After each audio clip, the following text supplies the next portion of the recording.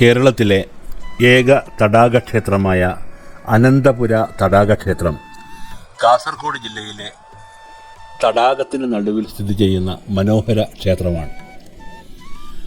കാസർഗോഡ് ജില്ലയിലെ മഞ്ചേശ്വരം താലൂക്കിൽ കുമ്പള പട്ടണത്തിൽ നിന്ന് 6 കിലോമീറ്റർ അകലെ അനന്തപുര എന്ന ചെറിയ ഗ്രാമത്തിലെ ഒരു തടാകത്തിന് നടുവിൽ നിർമ്മിച്ച ഹിന്ദു ക്ഷേത്രമാണ് അനന്തപുര തടാകക്ഷേത്രം. കേരളത്തിലെ ഏക തടാകക്ഷേത്രമാണിത്. അനന്ത പത്മനാഭസ്വാമിയുടെ മൂലസ്ഥാനം ഇത് ആണെന്ന് വിശ്വസിക്കപ്പെടുന്നു. അനന്തപുരം ലേക്ക് ടെമ്പിൾ എന്നാണ് അറിയപ്പെടുന്നത്. ത്രിമൂർത്തികളിൽ പ്രധാനിയും സർവേശ്വരനുമായ ഭഗവാൻ മഹാവിഷ്ണുവാണ് ഇവിടുത്തെ മുഖ്യ പ്രതിഷ്ഠ. അനന്തശയന ഭാവത്തിലാണ് പ്രതിഷ്ഠ. കേരളത്തിലെ ഏക തടാകക്ഷേത്രമായ ഇത് വളരെ പ്രസിദ്ധമാണ്. തിരുവനന്തപുരത്തെ അനന്തപത്മനാഭസ്വാമിയുടെ പത്മനാഭസ്വാമി ക്ഷേത്രം മൂലസ്ഥാനമായി ഇത് കരുതപ്പെടുന്നു. കുമ്പള എന്ന പട്ടണത്തിൽ നിന്നും 5 കിലോമീറ്റർ അകലെയാണ് ഇത്. അനന്തപത്മനാഭൻ ഇവിടെയായിരുന്നു കുടികൊണ്ടിരുന്നത് എന്നാണ് സ്ഥലവാസികളുടെ വിശ്വാസം. കടുശർക്കര യോഗമെന്ന പുരാതന നിർമ്മാണ ശൈലിയിലാണ് ഇവിടുത്തെ മഹാവിഷ്ണുവിന്റെ വിഗ്രഹം നിർമ്മിച്ചിരിക്കുന്നത്. മനോഹരമായ ഒരു തടാകത്തിന്റെ മധ്യത്തിൽ സവിശേഷമായ വാസ്തുവിദ്യയിൽ നിർമ്മിച്ച ക്ഷേത്രം അതിപ്രസിദ്ധമായി സ്ഥിതി ചെയ്യുന്നു. ഇവിടെ ഒരു പ്രായം ചെന്ന മുതലയും ഇവിടുത്തെ തടാകത്തിലുണ്ടായിരുന്നു. വളരെ ജനപ്രിയമാണ് ഈ മുതല. ക്ഷേത്രത്തിലേക്ക് എത്തിച്ചേരാൻ കാസർഗോഡ് ജില്ലാ ആസ്ഥാനത്ത് നിന്നും 13 കിലോമീറ്റർ അകലെ കുമ്പളക്ക് സമീപം അനന്തപുരം എന്ന ഗ്രാമത്തിലാണ് അനന്തപത്മനാഭസ്വാമി ക്ഷേത്രം സ്ഥിതി ചെയ്യുന്നത്. ഏകദേശം 26 മിനിറ്റ് യാത്രാസമയം. കാസർഗോഡ് നിന്നും ക്ഷേത്രത്തിലേക്ക് ബസ്, ടാക്സി എന്നിവ ലഭ്യമാണ്. വിദൂര സ്ഥലങ്ങളിൽ നിന്നും വരുന്നവർക്ക് താമസിക്കാൻ അമ്പലത്തിന് പുറത്ത് തന്നെ സൗകര്യമുണ്ട്. തെക്ക് ഭാഗത്ത് നിന്ന് വരുന്നവർക്ക് കാസർഗോഡ് നിന്നും സീതാങ്കോളി വഴി മായിപ്പാടി ശിവാജി നഗറിൽ നിന്നും ഇടത്തേക്ക് 2 കിലോമീറ്റർ യാത്ര ചെയ്താൽ ഇവിടെ എത്തിച്ചേരാൻ സൗകര്യമാണ്. അതാണ് എളുപ്പമാർഗം. ബസ് വഴി ആണെങ്കിൽ കണ്ണൂർ എയർപോർട്ടിൽ നിന്ന് കണ്ണൂർ സിറ്റി സെൻറ്ററിലേക്ക് ബസ് കയറാം. അവിടെ നിന്ന് കാസർഗോഡേക്കോ സമീപ പ്രദേശങ്ങളിലേക്കോ പോകുന്ന ബസ്സുകൾ കണ്ടെത്താം. നിങ്ങളുടെ ലക്ഷ്യസ്ഥാനത്തെക്കുറിച്ച് ബസ് കണ്ടറെ അറിയിക്കുക. അനന്തപുര തടാകത്തിന് അടുത്തുള്ള സ്ഥലത്തേക്ക് അവർക്ക് നിങ്ങളെ നയിക്കാനാകും. അവിടെ നിന്ന് നിങ്ങൾക്ക് ഒരു ഓട്ടോറിക്ഷ വാടകയ്ക്ക് എടുക്കാം, അല്ലെങ്കിൽ കുറച്ച് നടന്ന് ക്ഷേത്രത്തിലെത്താം.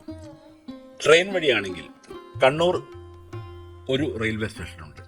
നിങ്ങൾക്ക് കണ്ണൂരിൽ നിന്ന് കാസർഗോഡ് റെയിൽവേ സ്റ്റേഷനിലേക്ക് ട്രെയിനിൽ പോകാം.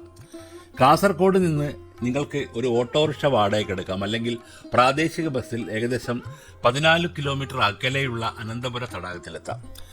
നിലവിലെ ഷെഡ്യൂളുകളും പൊതുഗതാഗത ഓപ്ഷനുകളുടെ ലഭ്യതയും പരിശോധിക്കുന്നത് നല്ലതാണ്. കാരണം അവ വ്യത്യാസപ്പെടാം. കൂടാതെ ട്രാഫിക് സാഹചര്യങ്ങൾ പരിഗണിക്കുകയും അതിനനുസരിച്ച് യാത്ര ആസൂത്രണം ചെയ്യുകയും വേണം. കാസർഗോഡ് ജില്ലയിൽ സ്ഥിതി ചെയ്യുന്ന ഒരു അതുല്യ ക്ഷേത്രമാണ് അനന്തപുര തടാക ക്ഷേത്രം. വിമാനത്താവളത്തിൽ നിന്ന് ക്ഷേത്രത്തിലെത്തുന്നതിന് കൂടുതൽ മാർഗനിർദ്ദേശങ്ങൾ പ്രദേശവാസികൾ നിങ്ങൾക്ക് നൽകാനാകും. ക്ഷേത്രത്തിന് തൊട്ടടുത്ത് അനന്തപുരം കുന്നുണ്ട്. ഏറ്റവും അടുത്തുള്ള റെയിൽവേ സ്റ്റേഷൻ കുമ്പള 5 കിലോമീറ്റർ അകലെ. ഇവിടെ മംഗലാപുരം കാസർഗോഡ് പാതയിൽ സഞ്ചരിക്കുന്ന പാസഞ്ചർ മെമു ട്രെയിനുകൾ മാത്രമാണ് നിർത്തുന്നത്. ഏകദേശം 5 ട്രെയിനുകളോളം അവിടെ നിർത്തും. അടുത്തുള്ള പ്രധാന റെയിൽവേ സ്റ്റേഷൻ കാസർഗോഡാണ്. ദൂരം കണ്ണൂർ വിമാനത്താവളവും അനന്തപുര തടാകവും തമ്മിലുള്ള ദൂരം ഏകദേശം 62 കിലോമീറ്ററാണ്. ടാക്സി, കാർ എന്നിവ ഉപയോഗിക്കുന്നവർക്ക് കണ്ണൂർ വിമാനത്താവളത്തിൽ നിന്ന് ഒരു ടാക്സി വാടകയ്ക്ക് എടുക്കുകയോ സ്വകാര്യ കാർ എടുക്കുകയോ ആണ് ഏറ്റവും സൗകര്യപ്രദമായ ഓപ്ഷൻ. വിമാനത്താവളത്തിൽ ടാക്സികൾ എളുപ്പത്തിൽ ലഭ്യമാണ്. നിങ്ങൾക്ക് നിരക്ക് ചർച്ച ചെയ്യാം, അല്ലെങ്കിൽ മുൻകൂട്ടി നിശ്ചയിച്ചിട്ടുള്ള നിരക്കുകളുള്ള ടാക്സി തിരഞ്ഞെടുക്കാം. ഗതാഗത സാഹചര്യങ്ങളും സ്വീകരിച്ച റൂട്ടും അനുസരിച്ച് യാത്രയ്ക്ക് ഏകദേശം 1.5 മുതൽ 2 മണിക്കൂർ വരെ എടുക്കും. ഓട്ടോറിക്ഷ. കണ്ണൂരിൽ ഓട്ടോറിക്ഷകൾ ലഭ്യമാണ്. അനന്തപുര തടാക ക്ഷേത്രത്തിലേക്ക് എത്താൻ നിങ്ങൾ വിമാനത്താവളത്തിൽ നിന്ന് ഒരു ഓട്ടോറിക്ഷ വാടകയ്ക്ക് എടുക്കാം. യാത്രക്കൂലി മുൻകൂട്ടി നിശ്ചയിച്ചെന്ന് ഉറപ്പാക്കുക. ഇവിടുത്തെ മുതലയെക്കുറിച്ച് ചില കാര്യങ്ങൾ പറയാം. പണ്ട് മുതൽക്കേ ഈ തടാകത്തിൽ കണ്ടുവന്ന മുതലയെ ബ്രിട്ടീഷുകാർ വെടിവെച്ച് കൊന്നെങ്കിലും പിന്നീട് തനിയെ പ്രത്യക്ഷപ്പെട്ട ബബിയ എന്നു പേരുള്ള നിരുപദ്രവകാരിയാണ് പിന്നീട് ഇവിടെ ഉണ്ടായിരുന്ന മുതല. ക്ഷേത്രത്തിലെ നിവേദ്യം മാത്രമാണ് ബബിയയുടെ ഭക്ഷണമെന്ന് ക്ഷേത്ര പൂജാരികൾ സാക്ഷ്യപ്പെടുത്തുന്നു. ബബിയ 2022 അന്തരിച്ചു. ചില കെട്ടുകഥകളൊഴികെ ക്ഷേത്രത്തിൻ്റെ ഭൂതകാലം ഇപ്പോഴും അവ്യക്തമാണ്. തുളു ബ്രാഹ്മണ ശ്രേഷ്ഠനായ വില്ലുമംഗലം ദിവാകരമുനി തപസ്സനുഷ്ഠിക്കുകയും പൂജകൾ നടത്തുകയും ചെയ്തത് ഈ സ്ഥലത്താണ്. ഒരു ദിവസം സാക്ഷാൽ ശ്രീ പത്മനാഭൻ നാരായണൻകുട്ടിയായി അദ്ദേഹത്തിൻ്റെ മുന്നിൽ പ്രത്യക്ഷപ്പെട്ടുവെന്നാണ് ഐതിഹ്യം. ബാലന്റെ മുഖം തേജസ്സോടെ തിളങ്ങി. ഇത് മുനിയെ കീഴടക്കി.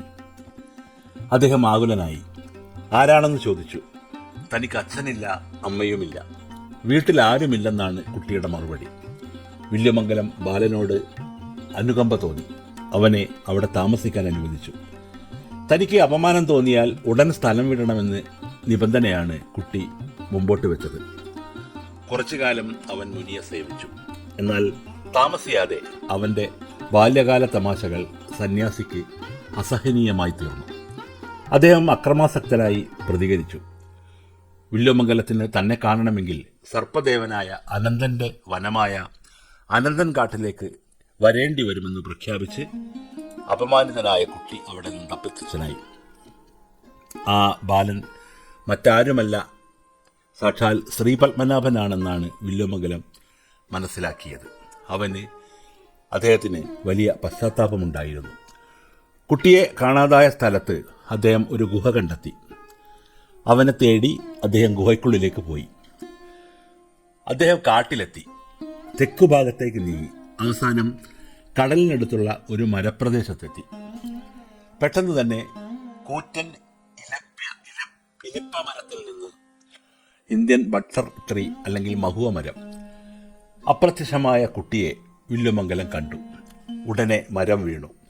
ആയിരക്കണക്കിന് മൂടിക്കെട്ടിയ സർപ്പത്തിൽ കിടക്കുന്ന മഹാവിഷ്ണുവിൻ്റെ രൂപം ആണ് അദ്ദേഹം ദർശിച്ചത്. മുതലയുടെ സംരക്ഷകനായ ബാബിയ. ക്ഷേത്രത്തിന് മറ്റൊരു രസകരമായ കഥ കൂടി പറയാനുണ്ട്. സംരക്ഷകനായ മുതലയുടെ കഥ. വളരെ പുരാതന കാലം മുതൽ ഒരു മുതലയെ അവിടെ കണ്ടിട്ടുണ്ട്. ഭക്തർ കുളിക്കാറുണ്ടായിരുന്നെങ്കിലും അത് ആരെയും ഉപദ്രവിച്ചിട്ടില്ല. ഈ കാവൽക്കാരൻ ലോകമറിയുന്ന പേരാണ് ബാബിയ.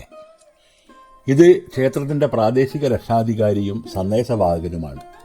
ഭക്തരുടെ വഴിപാട് മാത്രമാണ് ബാബിയ കഴിക്കുന്നത്. സാധാരണയായി ഇത് അരിയും മോളസും കൊണ്ട് നിർമ്മിച്ച ഒരു പ്രത്യേക രൂപലാണ്.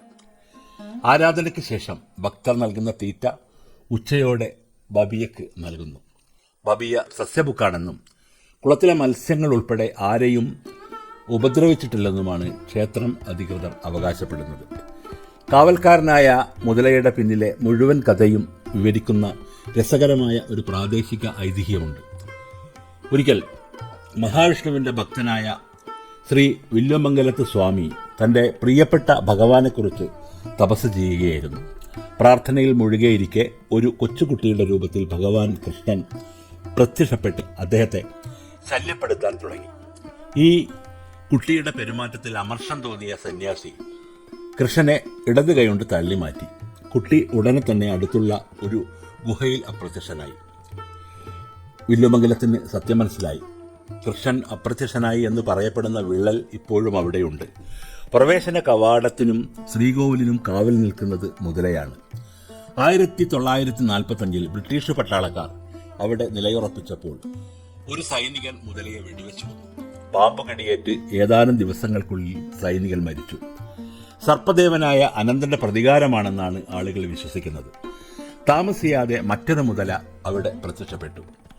ഇപ്പോൾ പോലും ഭാഗ്യമുണ്ടെങ്കിൽ അതിനെ കാണാൻ കഴിയും. തടാകത്തിൽ ഒരേ സമയം ഒരു മുതല മാത്രമേ ഉള്ളൂ എന്നാണ് ഐതിഹ്യം. ഒരു മുതല മരിക്കുമ്പോൾ മറ്റൊന്ന് തടാകത്തിൽ പ്രത്യക്ഷപ്പെടുന്നു. ഭക്തർക്ക് ഈ മുതലയോട് വലിയ ബഹുമാനമാണ്. ക്ഷേത്രത്തിൻ്റെ ഘടനയെക്കുറിച്ച് പറയുകയാണെങ്കിൽ 302 അടി ഉയരമുള്ള തടാകത്തിന് നടുവിലാണ് ക്ഷേത്രം സ്ഥാപിച്ചിരിക്കുന്നത്. ശുദ്ധമായ നീരുറവ ജലത്തിൻ്റെ വറ്റാത്ത വിതരണമാണ് തടാകത്തിന് സമ്മാനിക്കുന്നത്. തടാകത്തിന് ചുറ്റുമുള്ള ക്ഷേത്രങ്ങളുടെ അവശിഷ്ടങ്ങൾ നമുക്ക് കാണാൻ കഴിയും. അത് ഒരു വലിയ ക്ഷേത്ര സമുച്ചയത്തിന്റെ ഭാഗമായിരുന്നു എന്നതിന് തെളിവായി. ശ്രീകോവിൽ, നമസ്കാര മണ്ഡപം, തിടപ്പള്ളി, ജലദുർഗയുടെ ആരാധനാലയങ്ങൾ, ഗുഹയുടെ പ്രവേശന കവാടം എന്നിവ തടാകത്തിലാണ്. നമസ്കാര മണ്ഡപം കിഴക്കേ പാറയുമായി ബന്ധിപ്പിച്ചിരിക്കുന്നത് ശ്രീകോവിലിലേക്കുള്ള ഏക വഴിയായ കാൽനടപ്പാലമാണ്. മഹാവിഷ്ണുവാണ് പ്രധാന പ്രതിഷ്ഠ. ക്ഷേത്രത്തിന്റെ പ്രധാന സവിശേഷതകളിലൊന്ന് ശ്രീകോവിലിന്റെ മൂലവിഗ്രഹങ്ങൾ ലോഹമോ കല്ലോ അല്ല, മറിച്ച് 70-ലധികം ഔഷധ സാമഗ്രികളുടെ അപൂർവമായ സംയോജനമാണ്. 1972 ഈ വിഗ്രഹങ്ങൾക്ക് പകരം പഞ്ചലോഹ വിഗ്രഹങ്ങൾ സ്ഥാപിച്ചു. കാഞ്ചി കാമകോടി മഠാധിപതി തിരുമേനി ജയേന്ദ്ര സരസ്വതി തിരുവടികൾ ദാനം ചെയ്തു. കടുശക്കര യോഗം ഉപയോഗിച്ച് നിർമ്മിച്ച വിഗ്രഹങ്ങൾ പുനഃസ്ഥാപിക്കാനുള്ള ശ്രമങ്ങൾ ഇപ്പോൾ നടന്നുകൊണ്ടിരിക്കും. 5 തലകളുള്ള സർപ്പരാജാവായ അനന്തന്റെ മേലിരിക്കുന്ന ഭാവത്തിലാണ് വിഷ്ണു വിഗ്രഹം. ജാതി മതഭേദമന്യേ എല്ലാ സന്ദർശകർക്കും തടാകക്ഷേത്രം തുറന്നിരിക്കുന്നു. ജില്ലാ ടൂറിസം പ്രൊമോഷൻ കൗൺസിലിന് ക്ഷേത്രവും പരിസരവും അതിൻ്റെ തനിമ നിലനിർത്താൻ പദ്ധതിയുണ്ട്. മണ്ഡപത്തിൻ്റെ മേൽക്കൂരയിൽ കൊത്തുപണികളുടെ മികച്ച ശേഖരം ഉണ്ട്. ഈ കൊത്തുപണികൾ ദശാവതാരം, വിഷ്ണുവിൻ്റെ 10 അവതാരങ്ങൾ, കഥകളിൽ നിന്ന് എടുത്ത സംഭവങ്ങളാണ് ചിത്രീകരിക്കുന്നത്. അവയിൽ ചിലത് ചായം പൂശിയതാണ്. നവഗ്രഹങ്ങൾ മുക്തമണ്ഡപത്തിൽ വരച്ചിട്ടുണ്ട്. ശ്രീകോവിലിൻ്റെ ഇരുവശത്തും ദ്വാരപാലകർ ജയ വിജയ തടിയിൽ മനോഹരമായി കൊത്തിവെച്ചിരിക്കുന്നു. മതവും ജാതിയും നോക്കാതെ എല്ലാവർക്കും ക്ഷേത്രം തുറന്നിരിക്കുന്നു. അനന്തപുര തടാകത്തിന് ഏറ്റവും അടുത്തുള്ള പ്രധാന റെയിൽവേ സ്റ്റേഷൻ ഇവിടെ നിന്ന് 12 കിലോമീറ്റർ അകലെയുള്ള കാസർഗോഡ് റെയിൽവേ സ്റ്റേഷനാണ്. കുമ്പളയിൽ റെയിൽവേ സ്റ്റേഷനുമുണ്ട്. കോഴിക്കോട് കരിപ്പൂർ അന്താരാഷ്ട്ര വിമാനങ്ങളാണ് ഇവിടെ നിന്ന് 200 കിലോമീറ്റർ അകലെയുള്ളത്. ഏറ്റവും അടുത്ത് കണ്ണൂർ വിമാനത്താവളം. കുമ്പള ബദിയടുക്ക റോഡിലെ നായക്കാപ്പിൽ നിന്ന് 5 കിലോമീറ്റർ വ്യതിചലിച്ച് റോഡ് മാർഗം അവിടെ എത്താം.